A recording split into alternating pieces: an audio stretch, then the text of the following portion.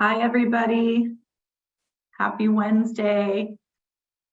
I'm filling in for the amazing Peggy Mead. I know it's a disappointment, but I'm going to do my best to do what Peggy does. And welcome to another AM 101. This one is about insuring your association. I know as a former AE myself, this wasn't top of mind when I first came in because there was so much to learn, but I soon learned after that insurance does matter. It's really important. And although sometimes confusing or hard to understand or know what you need, it's super important. And we wanted to make sure to get you some really good information on insuring your association. So we're going to talk about lots of different types of insurance and what NAR provides through their robust program, as well as employee health insurance benefits as well. So we have two great speakers for you today. We have Deanne I practiced this 12 times before and now I'm stumbling over her last name, Rymarowicz. She's an associate counsel from Legal Affairs at NAR. And she is going to talk about insurance policies and features offered to local and state realtor associations. So welcome, Deanne, and I apologize for the last name butchering. That's okay. And then Pat O'Brien, who's Vice President of RealCare Insurance, and she's going to talk about employee health benefits for associations. So we are going to get right into it. Deanne, I'm going to hand it over to you and take it away. All right. Well, thank you, Emily.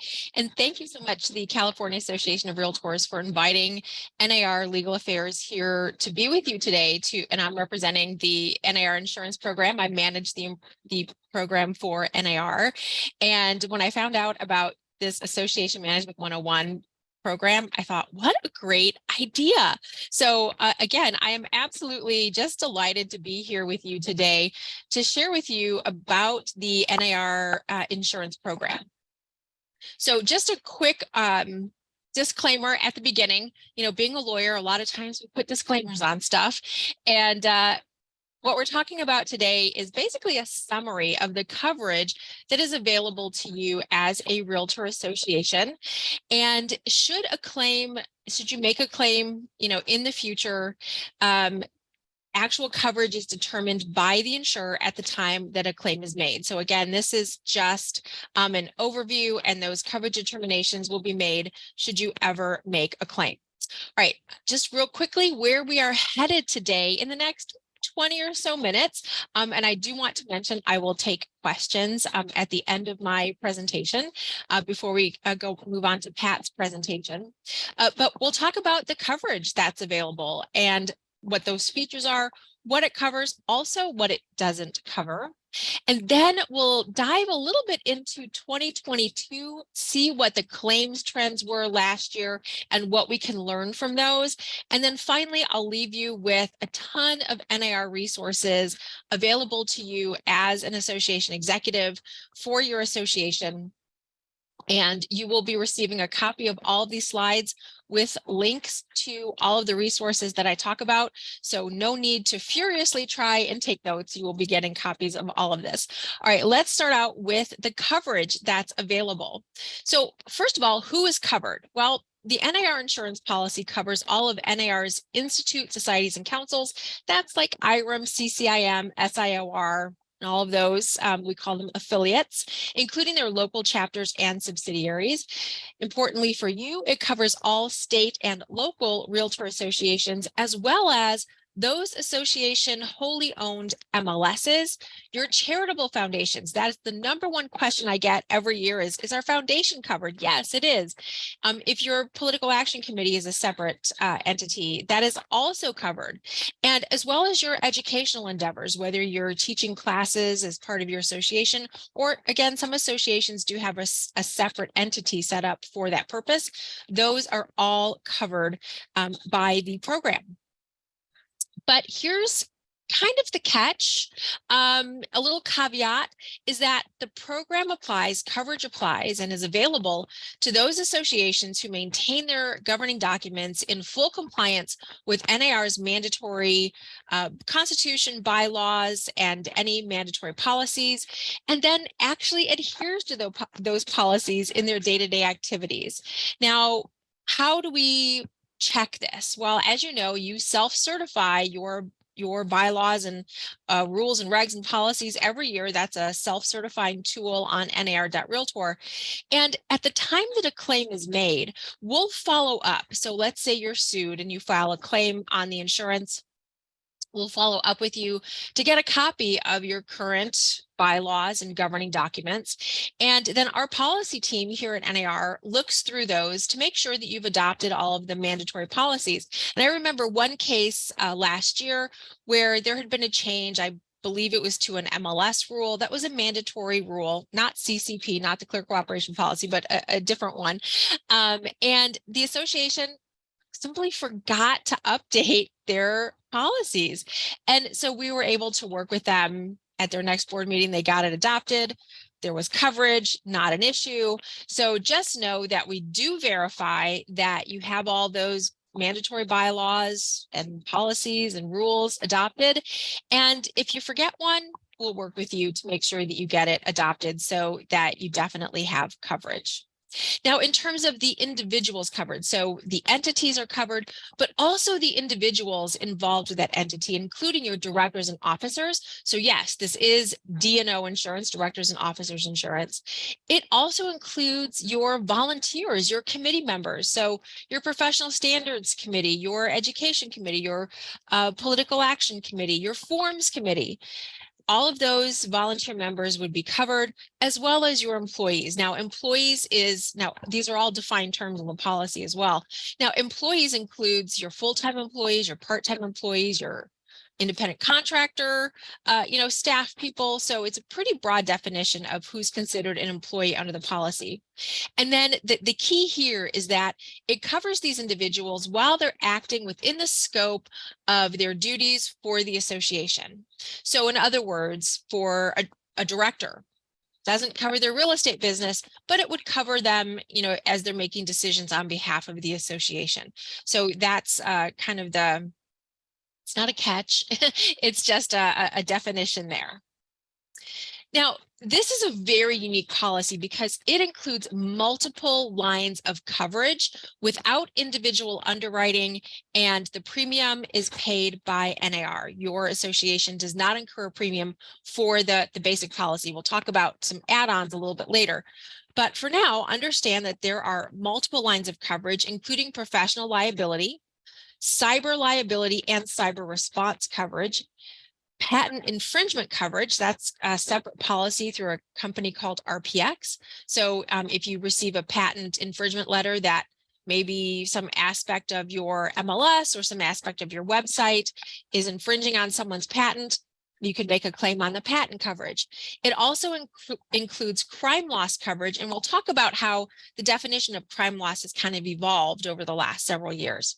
So let's look at what some causes of action or claims are covered under these different types of coverage lines. So under professional liability, this includes your D&O, that's your directors and officers, and your E&O insurance. So another question I get very frequently is like, let's say one of your board members looks at the policy and says, well, this doesn't say it's an errors and omissions policy. It just says professional liability, but it is an error and omissions policy. And on the face of it, it states that it's a directors and officers policy as well. So under professional liability, the types of claims that are covered are things like governance issues. Very typical instance is, the board of directors makes a decision that a member or group of members doesn't like, thinks they should have made a different decision. And let's say they file a lawsuit or threaten to file a lawsuit, that would be, covered under the policy. It includes employment practices, or what we call EPL, employment practice liability. So that is included. Allegations of sexual harassment and discrimination. It includes copyright and trademark infringement. It includes antitrust coverage, as well as breach of contract coverage. So if you're sued for any of these things or threatened to be sued, there would be coverage under the professional liability arm of the policy. In terms of cyber, as I mentioned, it's kind of a dual purpose coverage. There's cyber liability as well as cyber response. So this is where, let's say there's a network intrusion into your system and data is stolen or personally identified information is stolen. or somehow compromised. It includes ransomware, malware, viruses, things of that nature. And the response coverage would provide for example, a forensics coach to go in and see what parts of your system were corrupted or affected by the breach. The liability portion could actually pay for credit monitoring, like let's say personally identifiable information, PII, was somehow breached and stolen. Then, if the law requires you, most states do require that the entity provide, credit monitoring coverage. The policy would cover that. It covers legal expenses for drafting those letters that are required by law to let someone know. Maybe you've gotten one, if the gas station or the craft store or the grocery store had a data breach, you may have gotten a letter like that in the mail. It covers a PR firm if there needs to be any kind of reputational damage control, and many more types of expenses are covered under the cyber liability. The crime loss portion of this, this used to be an employee embezzles funds. Maybe it's someone in your accounting department, or unfortunately, there have been instances in the past where the association executive has, helped themselves to some association funds, either to pay for personal things or what have you. That would be considered crime loss. It also covers, let's say, your association office is broken into and your petty cash is stolen, or your safe is broken into. It would cover that loss as well. But as theft has evolved in the last several years to include more sort of cyber theft, the crime loss coverage includes what we call social engineering, which would also include fake invoices. So last year or two ago, there was an instance where a very well-known vendor had their invoices spoofed, looked a lot like the actual vendor. If you looked really closely, the logo was a little fuzzy on the invoice, but the numbers matched up. It was what the association expected to pay. They paid it. It turned out they were paying a thief, and a couple of the associations were able to get back all of their funds. We'll talk about how they were able to do that. But that was covered under crime loss. You might think it's cyber because it was an email, you got an invoice through the email, but it's not. Under this policy, that is called social engineering and covered under crime loss. So just as important as what is covered is what's not covered. And this is not meant to be a policy to cover every single aspect of association business and operations. It is meant to be a professional liability policy. So things that aren't covered, it will never cover fraud or dishonest acts. So if your board knows that they're taking an illegal action and they vote to do it anyways, that would not be covered. It doesn't cover slip and fall. So if someone trips over the AV cable during an education class and breaks their wrist in the fall, that would not be covered. It does not cover disease and infection. This was particularly a pertinent question during the pandemic. It does not cover property damage. So a tree falls on your roof, not covered. You would need, property insurance for that. It does not cover event cancellation or event liability. That is a separate policy that's available. We can provide you with resources and referrals if you're having an event that you'd like to have covered for either liability or cancellation. It also does not cover workers' compensation or OSHA claims. It doesn't cover ERISA claims. And importantly, it also doesn't cover, breach of, for example, fair credit reporting, fair debt collection practices. So there is a list of exclusions in the policy. It's kind of interesting to read if you're a geek like me and you like reading that kind of stuff. But just know that there are certain things that are not covered. If you ever have questions, you're always free to call or email me. So let's talk about policy limits. So this is a pretty generous policy. Most claims will have $1 million limit. There is what we call a sub limit for those employment practice liability matters, which is $500,000. So wrongful termination, sexual harassment in the workplace, that is covered up to $500,000. Hang on, I need to take a sip. The crime loss is $10,000. That is the lowest claim limit that we have, is for the crime loss of $10,000. And then the patent infringement policy has a $50,000 claim limit.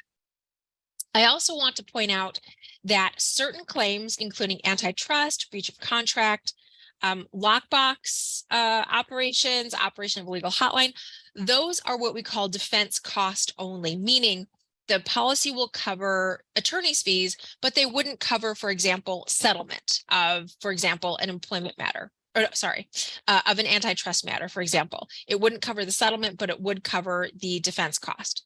There is a cap on all claims for a year of $10 million. Knock wood, we've never come close to that on the NAR policy. And then the crime loss has a $250,000 cap.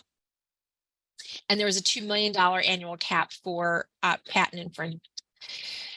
Now, important thing for you to know, that's why there's a giant exclamation point on this one, is that those claim limits that we just talked about, so the $1 million, for example, for those types of claims, for patent infringement claims, those are shared among all covered defendants in the same or related claims. So let's say 5 associations are sued for, I don't know, they all took the same action, related to some kind of situation that was happening, okay? And 5 associations all got sued or threatened to sue arising out of the same set of circumstances.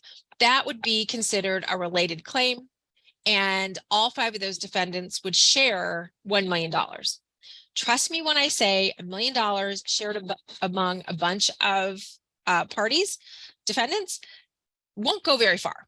So every year, your association has the ability to increase your coverage limits just for your association by purchasing what we call excess coverage. And that's an annual thing. It has to be done annually for that particular policy year. And that enrollment period for excess coverage is January 1 to April 1 every year. NAR can't tell you what to do, but we do recommend that you talk to your board, because different boards, through different years will have different levels of risk tolerance. And this is a great thing to discuss at your first board meeting of the year. Do we want to purchase excess? You can let them know what the coverage limits are. We have a great resource for you that we just developed that I'll tell you about at the end. And remember that those fake invoices, well, a couple of associations were caught in that. And it was over the $10,000 limit. And the association who had purchased excess crime loss was made whole. 100% got every dime back. The ones that didn't may have had some shortfall that they may have had to seek, elsewhere. Maybe they filed a police report and, tried to get the money back that way. But with that $10,000 crime loss limit, that doesn't go very far at all. So you may want to consider, can't tell you what to do, but, just something to consider. January to April every year. Every year you will receive, we're switching to a virtual mailing only in 2024. So around the first week of January, you're going to get a packet with all this information and more in your email.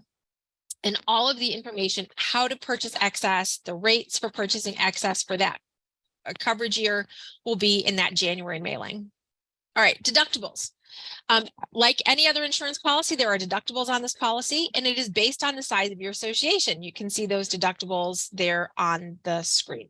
Now, those deductibles mean that, for example, if you're a small association and you file a employment claim, you're going to have a $5,000 deductible. That basically means the first $5,000 of attorney's fees are going to be yours to take care of.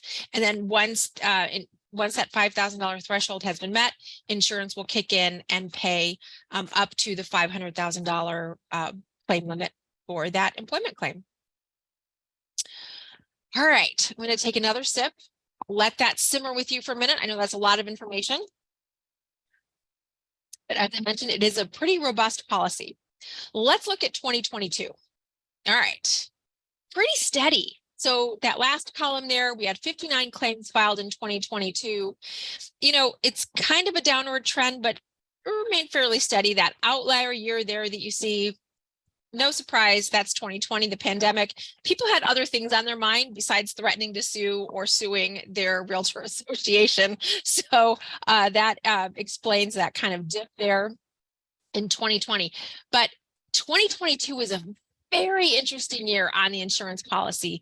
Those employment claims, EPL, employment practice liability, ranked number one for 2022, comprising 40% of all claims in 2022. This is, I've only been with NAR for 4 years, but in my 4 years here, it is unheard of that one claim type would capture 40% of all claims in the year. Now, that is a 118% increase over 2021, and those claim payouts are getting more expensive as time goes on, increasing about 120% from 2017 through 2019. So employment claims are definitely on the rise. You can see here, these are all the different claim types.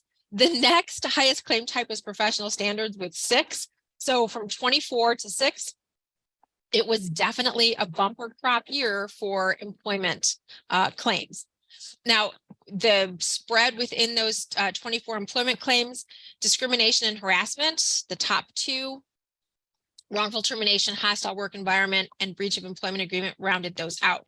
So why do we talk about claim statistics? Why do we go into this depth of detail? That's because when we see, stats like this, we go, there's something here. Maybe we need to do a little bit more education on this and really empower associations and association executives to employ best practices, to really look at, their employment policies, their manuals, how they're dealing with reasonable accommodation requests, all of that. I mean, it is such a sharp uptick. I think it's really a post-COVID kind of response. And so here are just some best practices to review your employment manual. If you don't have an employment manual, you may want to talk to employment legal counsel about getting an employment manual, making sure that it complies with all local, state, and federal laws. We do have samples available for you on nar.realtor, so neither you nor your counsel have to reinvent the wheel on that one. And then consistently follow all the procedures that are set forth in your manual for discipline and termination, and consult legal counsel as needed. And we have a free legal hotline for you just for employment resources. It is called the EPL hotline. I will give you all of the details on that in the resources section, which is coming up right now. So here are some employment resources for you. Again, you're going to get a copy of this, but I do want to highlight that EPL Assist there at the bottom of that. Again, this is a dedicated website for Chubb policyholders, and you have access to this as an AE. This is no cost. It is a live hotline, either a phone number or an email, and this is through Littler Employment Lawyers, which is one of the premier employment law firms nationwide. And there's also a library of resources, including training videos and forms and legal updates and all kinds of information. So you can go on there and look up California and see all the forms and notices that are required. There are videos about, how do I properly terminate an employee? No one ever wants to think about that. But if you come across that, the information is there. And then, of course, there is that hotline. Now, you do have to register to take advantage of the EPL Assist hotline or any of those EPL website resources. It's a pretty easy registration process, but it can take up to a week to get your credentials back. And if you're not taking advantage of this, we really do recommend, especially for smaller associations who may not have an HR department or may not have, outside employment counsel, this is a fantastic resource just to get some information so that you'll know, okay, do I need to contact my, local counsel to really help with the situation? So do take advantage of that resource. Now, other insurance resources available to you on nar.realtor. The webpage is there for you. You can download copies of the policy documents, look at the excess insurance rates. There's a whole page of frequently asked questions. Things like, is our foundation covered? And the answer to that is yes, it is. As well as how to file a claim. I didn't go into how to file a claim, but if you ever receive a threat, a credible threat, maybe someone's leaving a professional standards hearing and says, I'll see you in court. And, you know, they've just been a really contentious person. You may take that as a credible threat, and you may want to file a notice of a potential claim. If you receive a demand letter from, let's say, a terminated employee, or you receive an EEOC, Equal Employment Opportunity Commission complaint or charge, you're sued in court, definitely file a claim. The information on how to do that is online, or reach out to me, either call me or email me, and I will walk you through that process. Lots of resources for you. We do a quarterly risk report. I post these in the hub. It'll also be in the Edge Up newsletter for AEs. About the end of the month after the quarter ends, we'll put out a new quarterly risk report. We have our quarterly risk management webinar series that we have a great library. There's some fantastic employment law webinars. If you haven't caught those, I recommend those. Some cyber resources to stay in touch with what the latest cyber risks are. And this is our newest resource for you, which is what directors and officers need to know about the NAR insurance program. It is we call it a one sheet. It's about 1.5 sheets, but it is basic information, foundational information for your board of directors, something you can include in their packet at the beginning of the year and start that discussion about insurance. Many of them probably don't even know that there's coverage with NAR, and this is a great way to start that conversation. The link is there. It'll be in the materials that you'll receive after today. Finally, I just want to invite you to our next webinar, which is happening in about a month on June 22nd. It is Antitrust for Associations. This is a vital program for any association, small, medium, or large. And NAR's General Counsel, Leslie Muko, will be leading that discussion for the webinar. The link is there. Please go and sign up for this. It's good. Even if you can't make it live, I'll send you a link to the recording the next day, and you can watch it at your leisure. So that is a little bit about our NAR insurance program, and I'm going to stop talking finally and open it up for any questions. I will put that link in the chat. Yes, great idea. Deanne, that was such a great presentation. I always learn new things that NAR provides, and especially when it comes to insurance, it's always good to repeat.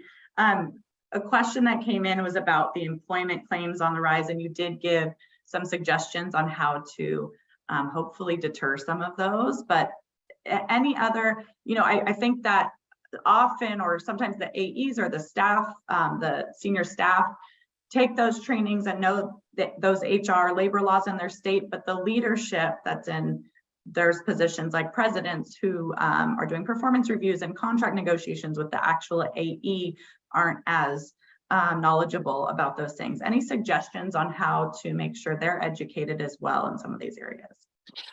That is a fantastic question, Emily. Thank you for asking that. One of the things that we do recommend is to have annual training. So you can do annual sexual harassment and discrimination bystander training for your officers and directors. So that is one way that you can help them get trained. We do have videos. People love to have, those interactive or, more than reading a piece of paper. You can play one of Katie Johnson has some fantastic training videos on NAR.Realtor. You can play those at your board of directors meetings. And then also take advantage of the Strategic Association Management team called SAM. Carol Captor and Kelsey Dunn here at NAR. They can help guide your directors or your president and president-elect or whoever's doing the reviews. They can actually help train them. I believe they even have a resource available on how to do reviews, because you're absolutely right. A lot of times our volunteer members, they have independent contractors, right? In their brokerage, they may be a fantastic business person, run a very successful brokerage, but they may not have employees, or a lot of employees. And so they may not be as familiar with those processes. And so, yes, we definitely have resources available to you. Contact Carol or Kelsey for assistance or, for referrals on how to do those reviews. Great question. Great. Thank you. Thank you. And Nikki, I'll let you ask your question, and then I have one other. Sure, thanks, Emily. For the quarterly risk report, do you email that to us, or do we get it somewhere, or how is that sent out? So I will post every quarter in the hub when it's available.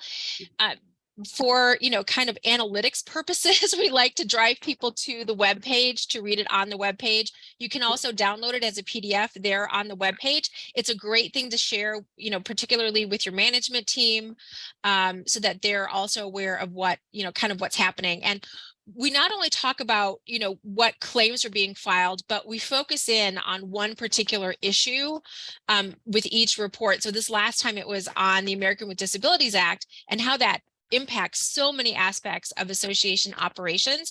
We always provide resources and best practices for whatever topic we're talking about that quarter. So it really would be, a great thing, take it to your management meeting and, talk it through as a team.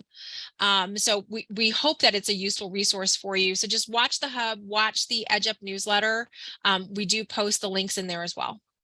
Sorry, Emily, one more thing to follow up to that. For the antitrust webinar, would our board of directors benefit from that? Yes. Oh my goodness. Thank you, Nikki. Yes. Cool. I have to give a shout out to the Miami Association because I signed on and I had like 105 registrants in like one day. And it's like Miami. And I'm like, wow, their board was very responsive. So yes, please invite your board of directors, invite your senior staff members. But I will say for your boards particularly, let them know because we want this to be for policyholders, right? For people who are covered by the policy. So sometimes the members find out about it and they're like, oh, that's interesting. And so we'll just get random members signing up. So make sure when your boards are signing up, there's a field for association. Have them put, your association there, and then title, role, board of directors, president-elect, whatever their role is, so that I know that they're associated with an association and I'll approve them. Awesome. Great question. How does an association assess their risk exposure to understand if they have enough coverage in various capacities? That's another great question. So, I think you can look at, have you had claims in the past? What are the issues in your local market? Because this really is a local issue, just like real estate is local and politics are local. Risk can also be very much localized. So like, let's say you have a very loud and aggressive cadre of members who, like, anything the board does, they're just like hair trigger, like, nope, we think that's wrong. That may, and I was previously with the Las Vegas Association, and talk about market swings, right? From like really highs, and this was like in the early to mid 2000s. So we went from very hot market to all short sales, foreclosures, REOs, and wow, did people's personalities change? With great market shifts like that. So, if you have a very like I said, just vocal and kind of aggressive group of members, that you think, they may not be happy with some of the changes because a lot of times people don't like change to begin with. But I think that's one of the things, like, the temperature of your members. I guess that's what I'm trying to say. Take the temperature of your membership. If you do plan on, like, let's say you're going to, this, believe it or not, is a big issue, changing MLSs. Members threaten to sue their boards of directors for just changing no matter how much communication they do, no matter how much education they do. We don't like this new MLS. We think it was a bad decision. We're going to sue you. I don't think any of them have ever actually filed a suit, but the threat is there. So if you think you're going to be making some big changes, maybe you're talking about a merger with another association. Maybe you're talking about changing MLSs. That might be a higher risk year for your association. So I think it really depends on, what's the future of the association, what's the temperature of the membership, and kind of what's happening in your community as well. Awesome. Do you have any examples of an association that didn't get coverage from NAR because they weren't either updating their bylaws appropriately or their governing documents? I know that's a really important piece that we're always told as AEs to make sure to certify your bylaws and that your policies are in accordance with NAR policy in order to get coverage. I know that that's been, I don't know if it's a threat, but we've all been pretty cognizant of that. Has that ever come into play? And are there any kind of things to be aware of for the AE and staff? Well, and as I said, I've been here about 4 years, and there's just been literally just the one time that a board just hadn't changed a policy, and luckily we caught that in that governing documents review, and we're able to work with them. So I am not aware, at least in the last 4 years, of an association just being flat out denied coverage because they hadn't adopted a policy. We do work with the associations to make sure their policies are in compliance and updated. Now, I wouldn't want to speculate on an association that dug in their heels and refused to adopt a mandatory policy and what that might look like. Luckily, again, knock wood, we haven't gotten there yet. But, as I said, we definitely want to work with the associations to make sure that they get coverage. One last question before we move on, unless anyone else has any. What is the risk, would you say, of volunteer leaders who are overly involved in managing or wanting to manage or the staff? So not the AE, our governing documents typically say that the board has one employee, and that's the AE or CEO, and the CEO manages the staff. But I know that as directors, they have certain authority to see information, personnel related information and things like that. So even if they can, what if the liability potentially for that blurred lines of staff and volunteer leaders? Wow, you're just hitting me with the good questions today, Emily. So remember that ultimately the board of directors, as a matter of state law, is responsible for the operation of the association. It is a corporation. It is a legal entity under state law. So, and thankfully, many directors take that responsibility seriously. And yes, you're absolutely right. Sometimes they think, well, I'm a director, so I have the right to see absolutely everything.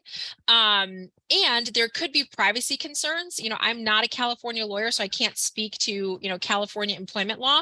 But this is something that I would definitely, if you have a member of the board who's saying, I want to see so-and-so's employment file, now we may have some state privacy concerns because that's not really talking about the fiduciary duties in terms of the operations of the association, the corporation as a whole.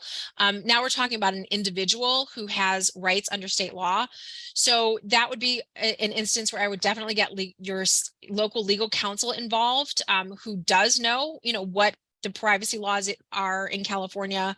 And also, look to, there's some great resources on that, distinction between here's what the AE does, here's what the president does, here's the agreement we're going to set, and use those resources, with the new incoming officers to really, set that stage and define those roles and try to not have those blurred lines throughout the year. I hope that's helpful. Great. I hope that's helpful. That's really helpful. Your resources on especially HR Toolkit are phenomenal. I constantly am referring to those too when we get these questions, but I think that's really helpful. And thank you for answering some of those really good questions that came in. Deanne, if there's any more questions, I don't know if Deanne is are you able to stick around for a little while? I'm able to stick around. I want to listen to Pat's presentation. So. Okay, great. So thank you so much. And we're going to switch gears a little bit. And we are going to introduce Pat O'Brien. She is the Vice President of RealCare Insurance, and she's here to talk about employee health benefits for associations. So still in the insurance category, but for the health insurance specifically. So Pat, I'll let you take it away. Very good. Emily, can you hear me okay? We can. Yep, you're good. Okay, great. And let me see. Is my screen sharing on? Yep, we Should be. see it. You're good. All right. Poor Emily is listening to me as I'm typing to her that I've lost my screen. I've got technology issues. You know, it's been crazy, but we got through it, right, Emily? And we had a backup plan, so we were good. Oh, thank you so much for having me. And Deanne, that was such a great presentation, and there were so many pieces of it that I was nodding my head and saying, "Oh yes, yes, that's a great resource. Take advantage of that." We see it a lot in our business. What we're going to do today is take a brief view of employee benefits that you may want to offer or already be offering through your association to your employees. RealCare is a broker that has worked with C.A.R. since the mid 80s, I want to say. It's been a while. And we've been working on the employee benefits side for all that time, and then added a P&C component in 2010. But the P&C that we offer is different from what Deanne's section is about, because our focus is on the Realtor members and not on the associations themselves. So the employee benefit side, on the other hand, goes to both. So employees and your individual members. So as an association executive and as an association, you need to decide, first of all, if you want to offer benefits, and then what you're going to offer, where to get it, what type to get, and then who to get it through. So we're going to take just an overview of all these things today and try to wrap it up on time. That's my challenge. So first off, I just wanted to briefly talk about how offering employee benefits has changed in the world, especially since the pandemic. We've seen this as ever changing, but certainly since 2019, 2020, we've seen a shift in how important this is to HR strategists. And I had a little quote here that came out of the MetLife and U.S. Employee Benefit Trends study, which they do every year. And basically what they found is that employers can realize better results by demonstrating employee care. And employee care is kind of an offshoot of employee benefits. It's deeper, it's more meaningful. It refers to employers demonstrating interest in their employees and in their overall well-being, both at work and outside of work. So the shift is taking place, and with all the challenges that we have in getting talent, offering benefits is one way that you can attract talent and retain talent, okay? So your benefits program will help you retain and attract talent. It'll promote a positive employer-employee relationship. It contributes to job satisfaction, and it is a way to add to an employee's overall compensation. So those are all really important aspects of the decision of why you'd want to offer benefits. Now looking to what to offer. And, employee benefits is a very broad term. We're going to look at the basic health benefits that most of us are familiar with, medical, dental, vision, and then also just briefly look at a life insurance, AD&D, and some of the other things that are incorporated into employee benefits. I'm not going to go into detail about those things. This is more an overview of what can be offered and where to get it, and there are some really important points to make about that. So purchasing benefits, it can be overwhelming for people. You can go directly to insurers or insurance carriers. You can go through brokers and consultants. You can go through a professional association like C.A.R. or others, or you can allow your employees to go to exchanges and individual plans. So there's a really wide variety of places to go, and there's just, you're flooded with information about what's available to you. So I want to just dive in to some of these things specifically and give you some distinctions. So a direct contract with a group plan, that would be where you would go directly to a Kaiser or a Blue Shield or whoever and ask for a quote and write the business through them. Now, as a local association, you're going to be considered a small group under federal and state definitions. That's under 100 enrollees. By enrollees, we're not talking members. Deanne's program is based on how many members you have. Employee benefits is going to be based on how many W-2 employees you have. So if you have fewer than 100 W-2 benefit eligible employees, then you're considered small group. That means you're subject to certain limitations with regard to participation requirements, what you can offer, how the underwriting is done, etc. Plan offerings are determined by the carrier and subject to their underwriting guidelines, and typically they're administered by the insurer. So you're getting a direct bill from that carrier and paying each one for each line of coverage that you get. Now, the C.A.R. Association Group Plan, which we'll talk more about in a minute, is considered a guaranteed association under California law.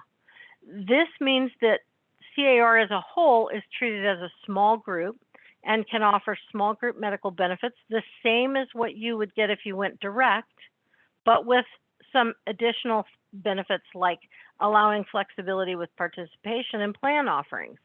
And you're limited not by the carriers, but by the plans that are adopted by C.A.R.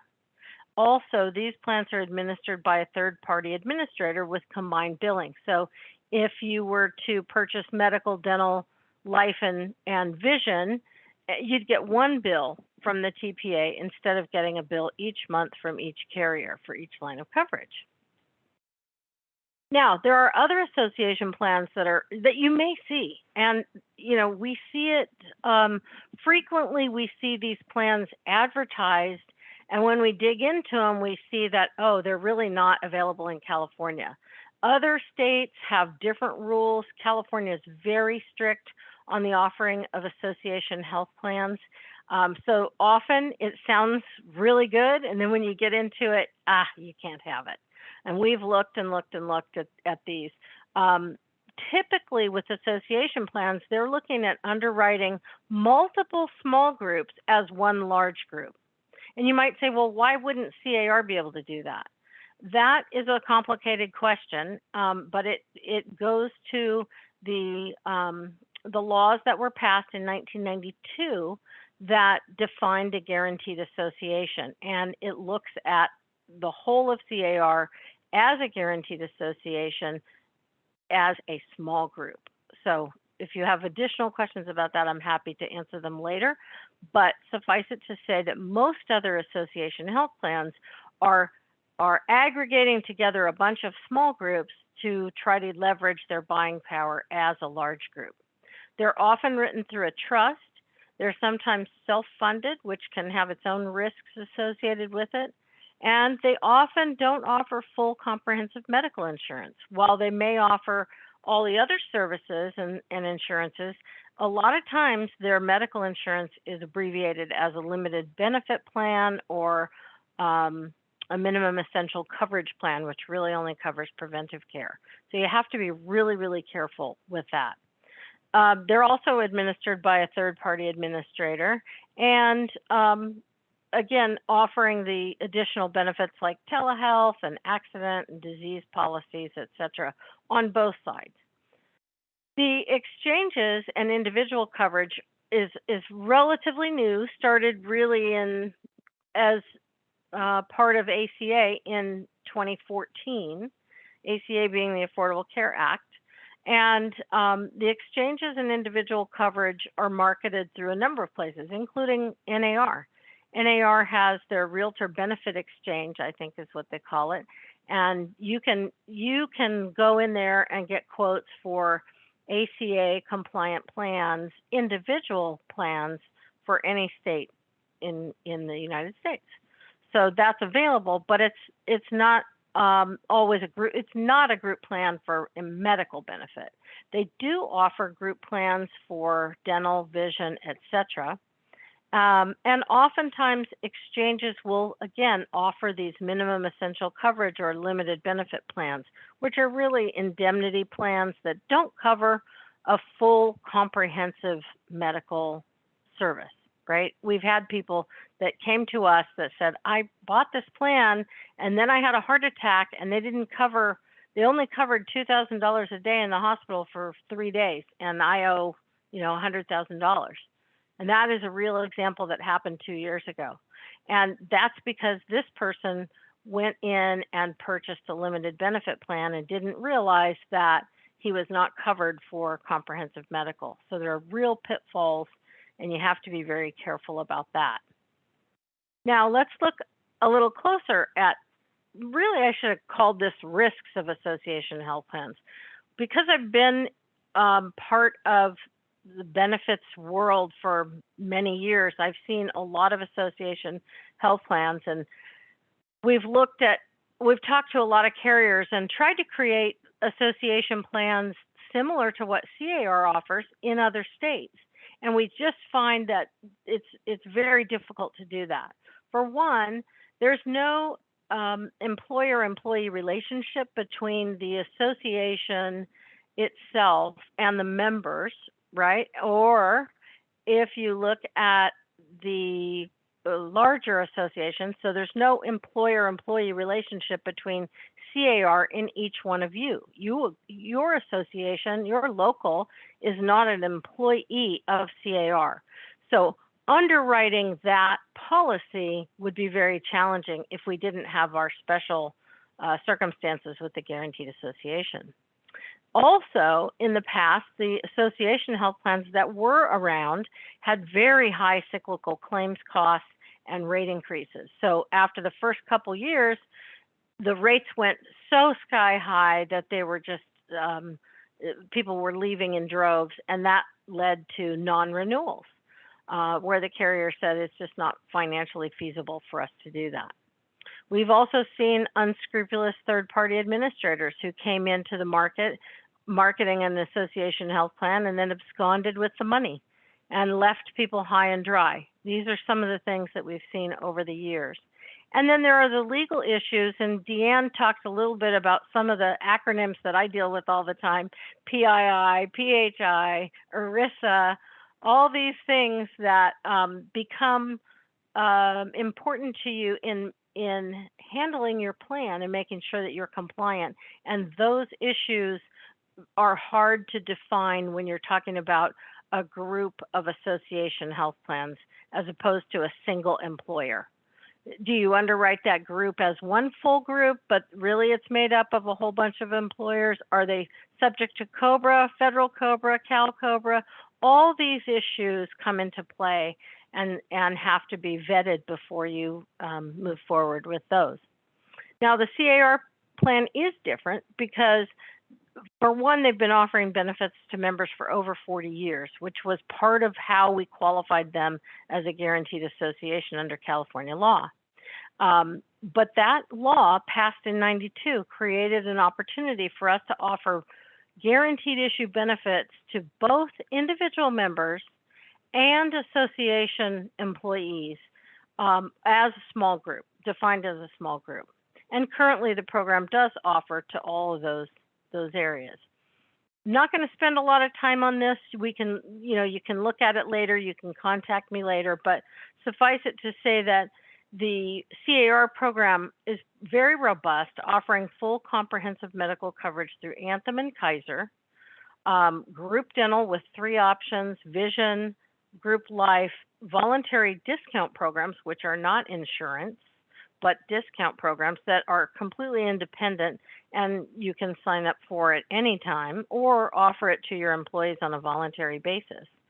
Same with the pharmacy program, which is similar to others that you've seen, where they are aggregating membership in an attempt to create huge discounts on common drugs, and you can get those at various chains, national chains. And then Lifeline Screening is also a voluntary program. You may have seen this in your area. Lifeline Screening has a mobile screening program. So you'll find them in different areas of the state. They offer discounted rates to C.A.R. members for stroke and cardiovascular disease screenings. Something that's kind of unique, and we really like the way that works. And last but not least is the pet insurance. I mean, I'd be lost without C.A.R. pet insurance. Offering a 5% discount for C.A.R. members and associations through nationwide pet insurance. And I use mine all the time. I have 2 elderly dogs who they have their own pharmacy at my house, let's just say that. Now, most important is how the C.A.R. association plans are unique and can benefit you. And one of the big things is that you can offer the C.A.R. group plans, all of those programs that I just had on that prior slide, as a group, or you can offer it on an individual voluntary basis. So if you offer as a group, you must contribute to the premium for your employees. And that's true if you go direct to a carrier. It's true if you want to write as a group within the C.A.R. program. However, if you don't want to contribute to the employee premium, you can allow your W-2 employees to purchase on their own on a voluntary basis, be eligible for these group benefits, and they would set up and be billed directly. It would not be payroll deducted, it would be billed directly. So you have the option of going either way, something totally unique that nobody else can offer. The other thing is there are no minimum participation requirements, and this is huge for places that want to offer to carriers. Say you want an Anthem PPO and you want to offer Kaiser because Kaiser is typically less expensive, and a lot of people, if they're with Kaiser, they want to stay with Kaiser. If you were to try to write 2 policies outside of C.A.R., you would run into problems with participation because the carriers want their share of the employees to sign up with them. And if they don't get that minimum participation, they won't write the policy. Through the C.A.R. program, you have the ability to offer both carriers with no participation requirements. So that is also unique.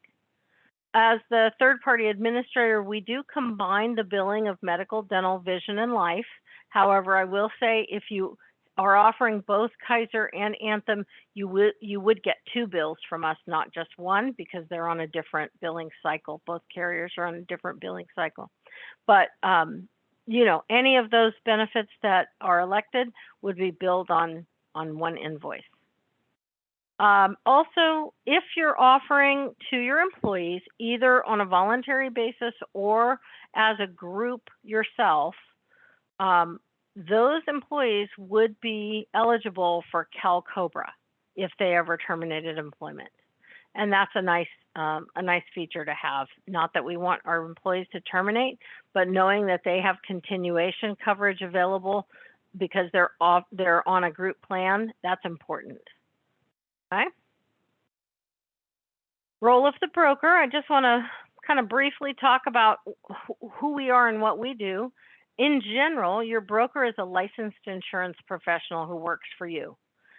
They're going to assist you in shopping for benefits and evaluating options. And that includes, something that you might bring to me and say, hey, we can get this plan through XYZ association or somewhere. I will look at that with you and honestly determine whether I feel that's the best value for you. Because we essentially work for you, not anybody else. If you choose not to work through a broker, you're not going to have the expertise of that insurance professional to help you evaluate the options or do any of the other things that we do. We are helping you to communicate with your employees. We provide information, materials, resources. We assist you with enrollments. We act as your liaison to the insurance carriers on anything from eligibility or enrollment or billing issues or claims issues that come up. And that service extends to your employees as well. So if they have a problem, you can refer them to your broker, and your broker is going to handle that for you. A good broker is going to handle that for you. Okay. Some brokers, like RealCare, have exclusive rights to proprietary programs, and that includes the C.A.R. Association health plans. We are the only brokers in California that can offer that program. We generally, though, represent multiple carriers and programs. So again, if it turns out that the C.A.R. plans don't fit the mold for you, we have the ability to go outside and direct contract for you with other carriers. You know, it may be that you need a lower cost HMO in your area, and we can go and offer a Sutter Health plan or a Western Health or an Oscar or any of those programs that are available to you outside of the association as well. We want to help you and your employees understand your benefits, because a key to a successful benefit program is making sure that the employees know the value of those benefits. And that starts with understanding what they have. And then a tiny little note here on compliance, although it's a big issue. I could do 20 minutes, 30 minutes on that alone, but I did want to just mention that part of what we do for our groups is assist you with compliance requirements. And that is going to include providing you with information and checklists on what you have to do to satisfy your regulatory responsibilities. What notices do you have to provide to your employees? When do you have to provide them? What are the consequences if you don't? We help you find them. We help you put them together. We help you communicate those. And then generally, we have relationships with a wide variety of vendors outside of the association plans, such as payroll firms, HSA vendors, Section 125 plan administrators, COBRA administrators, online benefit administration. All of those fall under part of what the broker will do for you. So I'm giving you some homework. If you're thinking, yeah, don't you feel like this guy in the picture after listening to all this? I know, I'm sorry, but it can't be avoided. If you're thinking about offering benefits, or if you're already offering benefits and you just want to take a look at them, you start with compiling a census of your employees. You want to gather any information that you have on what you're currently offering. I encourage you to establish an initial budget for what you can spend on employee benefits, because often what people think they want to offer and what they can afford to offer are two different things. So it's important to have that connection between the budget and the program availability. Create a list of, I call it a wish list of what would you like to offer, because we may be able to get creative and offer some things on a voluntary basis and other things on a group paid basis, and that would help with your budget. Think about what barriers you have, what has kept you from offering benefits before. Is it the budget? Is it the time constraints of administrative staff? Is it that fear of all the compliance work that you have to do? What are the things that have kept you from doing it? And let's identify those and work through those as well. And then contact us or your local benefits broker to initiate a discussion. Yes, I would love to work with you. I would love for you to come to me, but I understand that locally you might have resources that you have access to that you want to first see what they can offer. This at least gets you started and gives you a little bit of an overview on what that benefits world is supposed to look like. And that is all I have for you. Thank you, Pat. Appreciate that robust overview. I know, I don't know if there are any questions in the chat. I don't see them. And I know to respect everyone's time, including our awesome speakers. Thank you again to Deanne and Pat for taking the time today to share all this important info that you will get in a follow-up email. Emily Andrews is super fast, lightning fast, getting those out.